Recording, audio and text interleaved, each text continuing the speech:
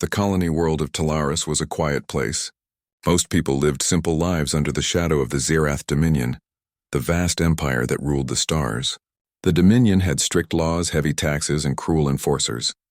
Yet life on the outer colonies was often calm as long as no one resisted. Humans were considered too small, too weak to be a real threat. That was what the Empire believed. On one sunny afternoon, a child named Areen played near the settlement's trade square. He was no older than 8 years, with bright eyes and an endless curiosity about the world. His laughter echoed through the dusty streets as he chased a small drone toy his father had built for him. To his family and to the other colonists, he was a symbol of hope, proof that even under the Empire's harsh rule, life could still grow, still shine. But to the Zerath enforcers, he was nothing. That same day, a group of armored Zerath soldiers arrived to collect taxes from the settlement.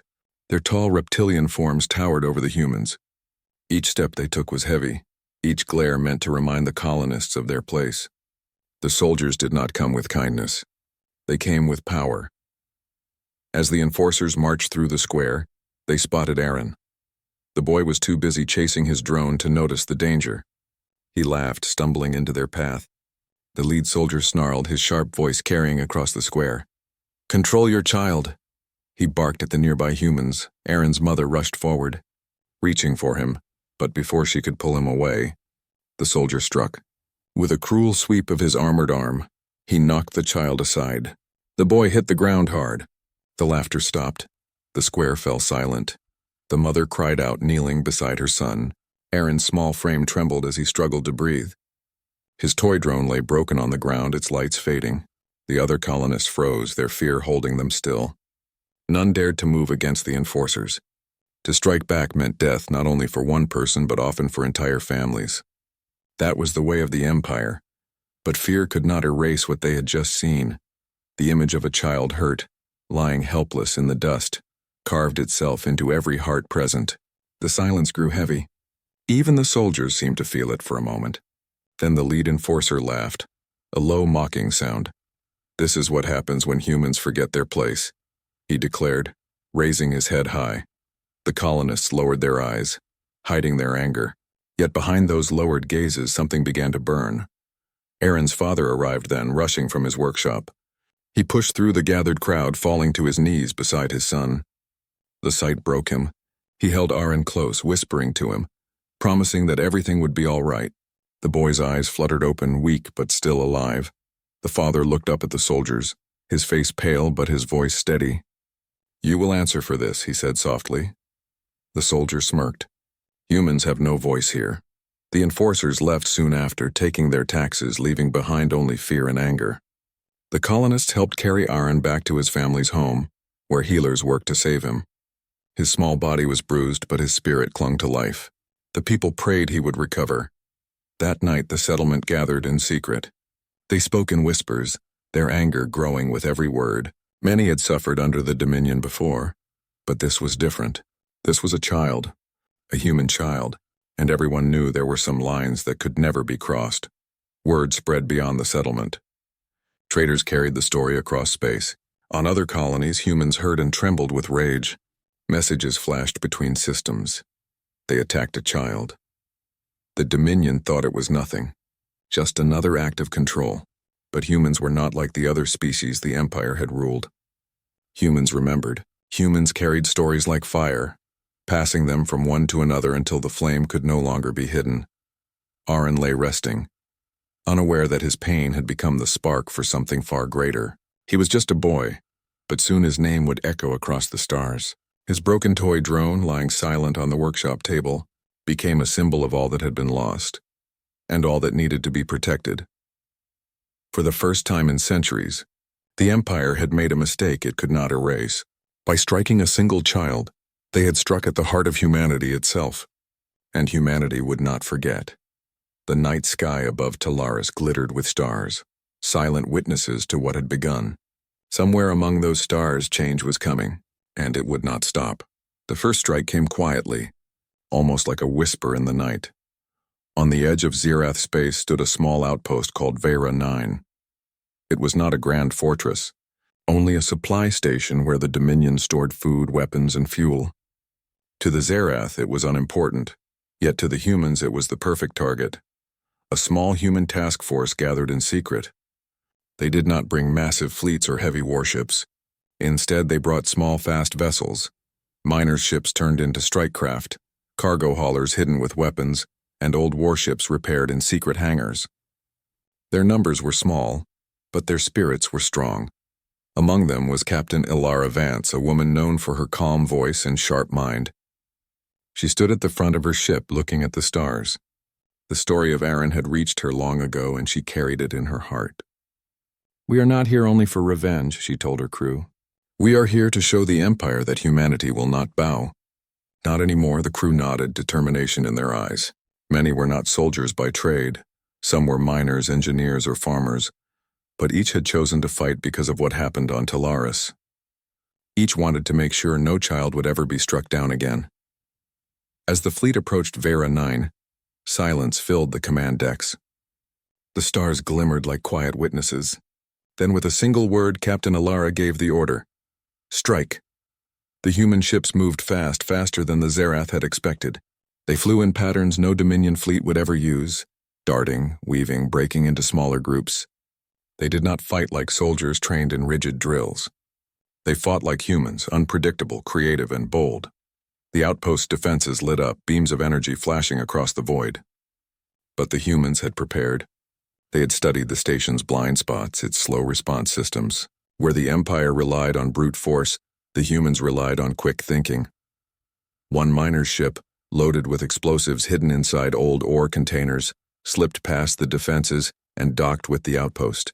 The crew quickly abandoned it, escaping in small shuttles. Moments later, the containers exploded, tearing through the heart of the station. Fire spread across Vera 9, alarms echoing into the cold void of space. The Zerath defenders panicked. They had never faced an enemy who dared to strike so boldly. They tried to form ranks, but the human ships broke them apart piece by piece. In less than an hour, the outpost fell. The humans did not stay to conquer it. Instead, they freed the captives inside. Aliens and humans alike who had been taken as workers and slaves. For the first time in years, these prisoners saw freedom. Tears filled their eyes as the humans opened the gates. "You are free now," Captain Ilara said to them. "Go home if you can, and if you cannot, stand with us. Together we will bring down this empire." Many of the freed prisoners swore they would join. Others simply carried the story, taking it across the stars. Word of the daring strike spread faster than light. On every world ruled by the Zerath, whispers began. The humans fought back. The humans won. The Dominion was furious. Their governors shouted. Their generals demanded answers. How could this small race cause such trouble? They asked one another. Yet no answer came. The Zerath had grown lazy, confident in their power. They had forgotten what it meant to face an enemy who refused to bow. Back on Talaris, news of the victory reached Aaron's family. His father listened in silence, his hand resting on his son's shoulder. Aaron, still recovering, smiled faintly when he heard the tale. "The humans won?" he asked softly. "Yes," his father said, his eyes bright. "The humans won." The boy's smile grew. Though he was still weak, hope shone in his gaze. That hope spread to everyone in the colony. They began to believe that change was possible. Meanwhile, in the hidden council chambers across human colonies, leaders spoke with new confidence. "We can fight," one declared. "We can stand." Others nodded, but they knew one victory was not enough. The Dominion was vast, its fleets countless. To defeat it would require not only courage but also unity. Still, the first step had been taken, and it had shaken the Empire. The Zerath retaliated quickly. They sent warships to nearby systems, burning villages, capturing rebels, and making examples of anyone who defied them. But instead of breaking spirits, their cruelty only fed the fire. The more they punished, the more the oppressed began to resist. On distant worlds, small uprisings began. Aliens who had once lived in silence now carried weapons inspired by human defiance. The story of Aaron became a rallying cry. Children painted his name on walls. Families whispered it like a prayer. Soldiers carved it into their armor. Aaron had become more than a boy, he was a symbol. And symbols, once born, could not be destroyed by force. The humans knew the road ahead would be long and dangerous. The Dominion would come at them with everything it had. But the humans were ready. For the first time they were united, not by fear, but by purpose. The first blow had been struck and the Empire had felt it. Across the stars, the fire of rebellion had begun to spread, and no one, not even the mighty Zerath Dominion, could stop it now. The rebellion was spreading faster than anyone had expected. The Zerath Dominion, once thought unstoppable, began to feel the first tremors of real fear. On many planets under their rule, small uprisings began. Humans had shown the way, but other oppressed species quickly followed. Mining colonies, research stations, and supply worlds, places that had once worked quietly for the Empire, turned against it. They sabotaged factories, hid supplies, and launched guerrilla attacks. Every success, no matter how small, added fuel to the growing fire. Captain Alara Vance led one of the human fleets in a daring raid on the planet Shylar. Shylar was known for its weapons factories, producing energy cannons that could destroy entire moons. Normally, no small fleet could hope to survive there. But the humans used speed, surprise, and clever tricks. They approached the planet under the cover of an asteroid belt. Sensors were masked, and their ships appeared like tiny rocks floating in space. The Zerath defenses, large and confident, were unprepared for such cunning.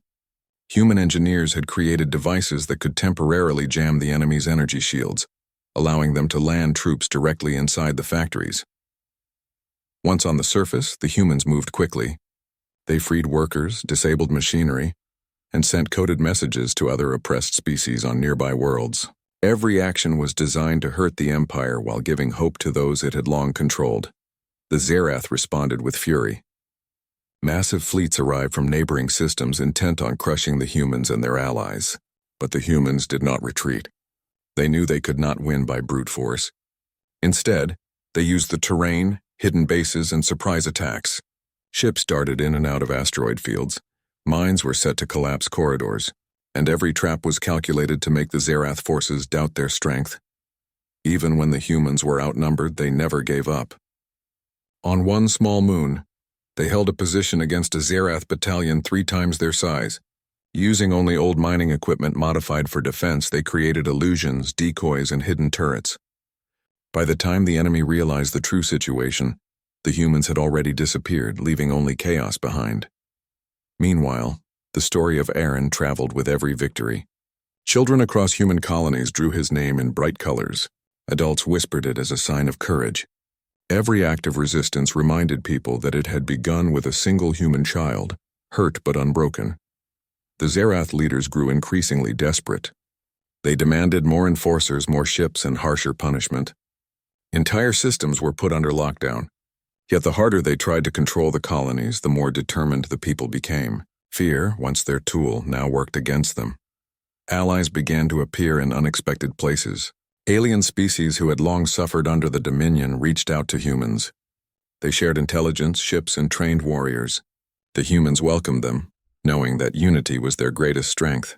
Together, they began coordinating attacks across multiple star systems. The Empire's size, which had once been a threat, now became a weakness. Its forces were spread too thin, responding to attacks in one place only to be struck elsewhere. On Talaris, Aaron watched the news with wide eyes. He was recovering, but still small and fragile. Yet every time a human ship struck a victory, he smiled. "They are helping me," he said softly. His parents smiled back, realizing the truth. His survival had sparked something much larger than a single colony. The human strategy was not only to fight, it was to inspire. Each strike sent a message across the stars. The Empire was not invincible. Even a single child, even a small group of humans could change the course of history. In one daring attack, a mixed fleet of humans and allied species struck a major Zerath supply hub. The battle was fierce. Energy beams lit the void, ships collided, and explosions rocked the station. Yet the humans fought with something the Zerath could not understand: courage fueled by hope and justice. In the end, the hub fell and thousands of prisoners were freed. The Zerath had ruled for centuries, but now their empire began to crumble from within. Systems refused to follow orders. Supply lines broke down and soldiers began questioning their leaders. Humanity had shown the universe that bravery and intelligence could overcome even the greatest power. Every victory built momentum. Colonists, once afraid to speak, now shared strategies. Engineers created new technologies in secret. Farmers sent food to hidden bases. Children painted banners with Aaron's name. The humans were no longer scattered. They were a movement, a force that could not be ignored. And at the heart of it all, Aaron remained unaware of how powerful his story had become. To him, it was only a story of kindness and courage. Yet the Empire felt the weight of that single spark. Humanity's fire had spread, and the Zirath Dominion, once untouchable, now faced a storm it could not stop. Across the stars, the battle lines were drawn. The humans and their allies would continue to fight, not just for survival, but for the freedom of all those who had lived in fear. The Empire's time of absolute control was ending, and in the quiet moments, when the stars shone over Talaris, Captain Alara and her fleet looked ahead, knowing the hardest battles were still to come, but confident that humanity would never bow. The rebellion was no longer small. It was a tide rising fast, and the Zirath Dominion, for the first time, felt its foundation begin to shake. The final battle was not fought on a single planet, nor in a single star system. It was fought across the entire Empire. Humanity and its allies had grown strong. They moved like a storm, striking at Zirath strongholds, freeing prisoners, and breaking the Empire's supply lines. Each strike inspired more to join the fight. At the heart of the Zirath Dominion was the world of Kalara, the capital planet. Towering spires rose into the sky and massive fleets orbited the planet, meant to show the strength of the Empire. But cracks were visible now. Governors argued. Soldiers questioned orders. Citizens whispered fearfully. The Empire's control was slipping. Captain Alara Vance stood on the bridge of her flagship, the Resolute. She gazed at Kalara through the viewport. "This is it," she said softly. "The Empire ends here or we fall trying." Her crew nodded, ready. They were tired but determined. Each member knew that history would remember what they were about to do. Humanity's courage had reached its greatest test. The plan was bold. A fleet of human ships and allied vessels would split the Zirath defenses. While the main fleet drew the enemy away, small strike teams would land on Kalara, targeting the command centers and freeing those imprisoned. They would show the Empire that its power was not unbreakable. As the fleet moved into position, the Zirath launched wave after wave of ships. Energy beams streaked across the void. Explosions shook the larger vessels. But the humans were prepared. They dodged, they feinted, and they used tactics no Zirath commander could predict. Their ingenuity, honed over months of struggle, allowed them to survive and strike back. On the planet's surface, human strike teams infiltrated the command hubs. Engineers quickly hacked systems, turning the Empire's own technology against them. Prisoners were freed. The Pool, who had once trembled under Zirath rule, now fought alongside the humans, inspired by the courage they saw. In space, the tide began to turn. Human ships struck the enemy fleet from unexpected directions, destroying critical vessels. Allied forces coordinated attacks on the Empire's supply lines. Every victory weakened the Zirath's control, not only physically but psychologically. Their soldiers began to lose hope. The Empire that had once ruled with fear was now ruled by chaos and doubt. Meanwhile, on a small observation deck of Kalara, Aaron watched. He had traveled with his parents, now safe and strong. Though he was still young, he understood something powerful was happening. His story had become a symbol. Every human, every ally fighting carried a part of that symbol. He felt pride, courage, and hope swell within him. The battle reached its peak when Captain Alara's ship led a final strike against the Empire's central command tower. Energy shields fell under concentrated attacks. Human and allied forces moved with precision. The Zirath leadership tried to fight back, but it was too late. Their empire, built on fear and control, could not survive against courage and unity.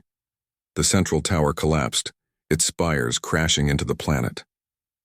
Communications went dark across the Empire. Soldiers on other worlds surrendered. Systems that had resisted now declared independence. The Zirath Dominion had fallen. Across the galaxy, celebrations began. Humans and allied species cheered. Children painted banners. Families hugged. Hope, once buried under the weight of the Empire, was now free. Humanity had not only survived, they had led the fall of a mighty empire. Captain Alara stood on the bridge of her ship, watching the aftermath. "We did it," she said quietly.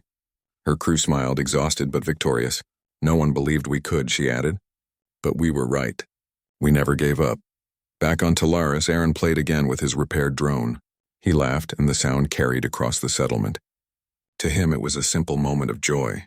Yet every human, every alien who had joined the fight, knew this joy was part of a greater victory. It was proof that courage, hope, and unity could change the course of history. The Zerath Dominion, once feared across countless star systems, had ended because they underestimated humans. Because they attacked a child. Humanity's spirit, sparked by that single act of cruelty, had grown into a force too strong to ignore. And so, the story that began with pain and injustice ended with triumph and freedom.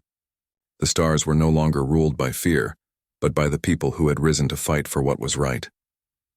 The legend of Aaron and humanity's courage would be told for generations, a reminder that even the smallest spark could ignite a fire that would reshape the universe. Humanity had won, not through sheer numbers, not through brute strength, but through ingenuity, unity, and the unyielding belief that no child, no person, should ever be powerless under tyranny. The empire had fallen. The future was now theirs to shape. Across the galaxy, new stories would be written, but one truth remained eternal.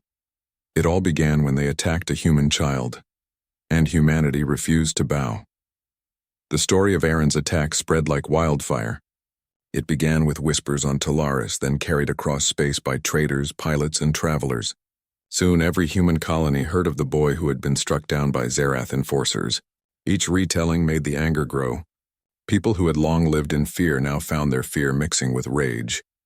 In the colony of Raven Prime, a council meeting was called. Representatives from nearby settlements filled the chamber. They were leaders, farmers, engineers, and former soldiers. Normally, such a gathering would be filled with debate over taxes or trade, but this time there was only one subject: the child. They crossed a line, one elder said firmly. We have endured their taxes. We have endured their threats. But to harm a child is to harm the future itself. A younger leader rose to speak, his voice shaking not with fear but with passion. If we let this pass, what will come next? How long until no child is safe? Murmurs of agreement filled the hall. For generations, humanity had been scattered, divided by distance and old rivalries. Some colonies thrived, others struggled, but none had ever truly stood united. The Zerath Dominion relied on that weakness.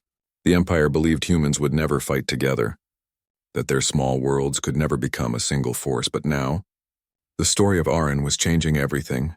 Back on Talaris, Aaron's father worked tirelessly in his small workshop, not only repairing his son's toy but also building a transmitter.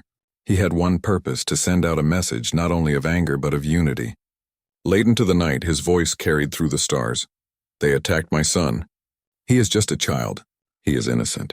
And yet they treated him with cruelty. I ask not only for justice for Aaron but for every human child. For every family. Let us rise together, for we are stronger than they believe. The message spread far, carried on hidden networks that the Dominion had overlooked. People listened in silence, and then they began to act. On the mining colony of Durek, workers refused to load the shipments meant for Zerath war fleets.